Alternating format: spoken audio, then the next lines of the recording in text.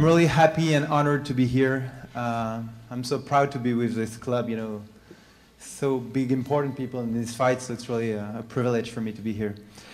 But before starting my short presentation, I'd like to tell you something. I need to tell you something that I have to take into consideration that you are taping me now, that my words will be online, and that as soon as it will be online, the French mainstream media will try to look at any word, any sentence I said, in order to distort it, in order to transform my message, and in order to discredit me and ruin my public position in France. So that's very important that you understand that I need to be very careful. So when you live in Europe, telling the truth about Islam can lead you to two kinds of fatwas. There is the one coming from the imam who wants to kill you, of course, and there is the one coming from the mainstream media. So when it comes to Islam and immigration, there is no more freedom of speech in Europe, of course. You can talk about it once, but as soon as you are detected by their intellectual police, you are definitely barred from the mainstream media, who are deliberately singling you out. This is a kind of intellectual terrorism which prevents people from telling the truth. Of course, you remember Theo van Gogh. You can remember also Salman Rushdie and so many European intellectuals who have to be now under a very hard protection.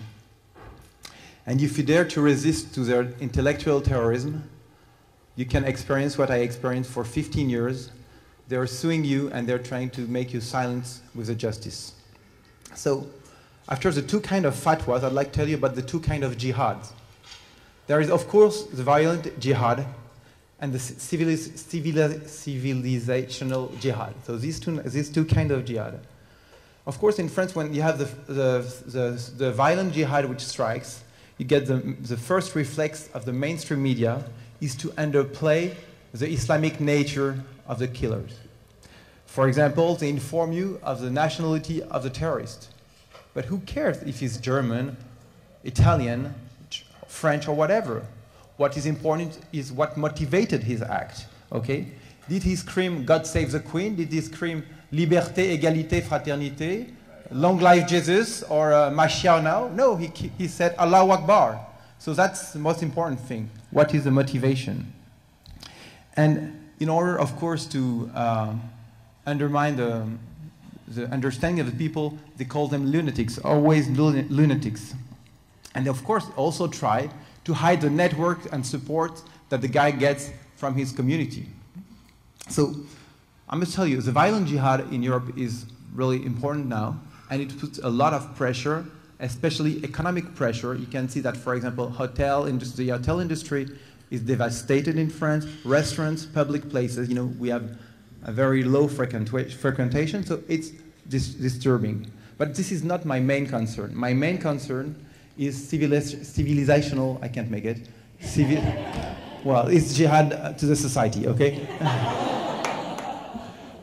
What we call creeping Islamization of the Western world. And it's happening with the complicity of the usual suspects and of the useful idiots. Namely, the mainstream media, most of the politicians, and most of the religious authorities.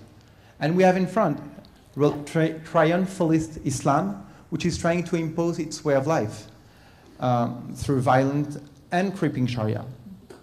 It is taking over the Muslim population, and it is also intimidating the non-Muslim population.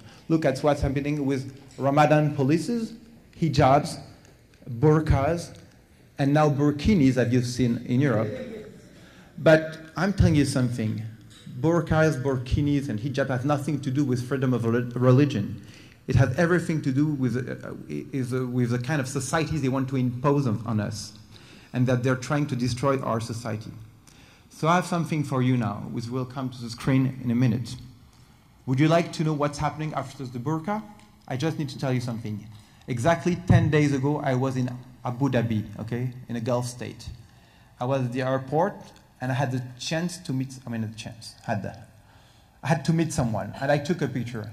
I would like you to show the picture that I took in Abu Dhabi 10 days ago. Okay, this is the next step. Okay, a muzzle. We're talking now with women with muzzles. Okay, this is what you're seeing in Abu Dhabi. And she doesn't have to right to look up, so she has to look down with a muzzle. Okay, this is really frightening to me. Okay, so now let me talk to you about the useful idiots and their allies. It's sometimes difficult to distinguish between the two of them, okay? Some European politicians count on the Islamic vote to win the elections. And along with, I would say, electoral calculations, there is an outright corruption. You know, the Gulf states, Saudi Arabia, Qatar, and all these countries poured so much money into the French political world and media world that they are depending, we have many politicians who are depending on this money. And of course, along with these people who are trying to destroy, you have all the Marxists and the self-hating Westerners who are allies of these people. I'm asking you a question. How can the Pope, okay, Francis said on July 31st, he said, just after a priest was beheaded in France, when I speak about Islamic violence, I have to talk about Catholic violence. Isn't it crazy? And after he went to visit some refugee camps, did he bring 12 Christian refugees, you know, who are really under huge pressure in the Islamic world? No, he brought 12 Muslim refugees. That's crazy. I mean, if he doesn't feel that he has a responsibility for the Christian, I think he's not doing his job. And I'm asking you another question. What about Angela Merkel? What is she doing? Angela Merkel, she's opened the door of Germany and of Europe to so many people. And I'm asking you, is she a useful idiot, or is she the accomplice of this project? So to summarize my views, I'd like to tell you something. We used to believe that the westernization of the world was the desired future of all mankind. But we now have to understand that this belief competes with another one, that Islam should dominate the world. Islam is the third totalitarianism we are facing, but Islam is very different. Nazism and communism had been produced by our societies, and we were able to defeat them because we knew how it was fabricated. But Islam was made outside of our world, outside of our societies, and advances with the rise of anti-Westernist ideologues. We have not found yet the appropriate strategies to defeat it, but maybe in the Q&A I will be able to give my suggestions. Thank you very much.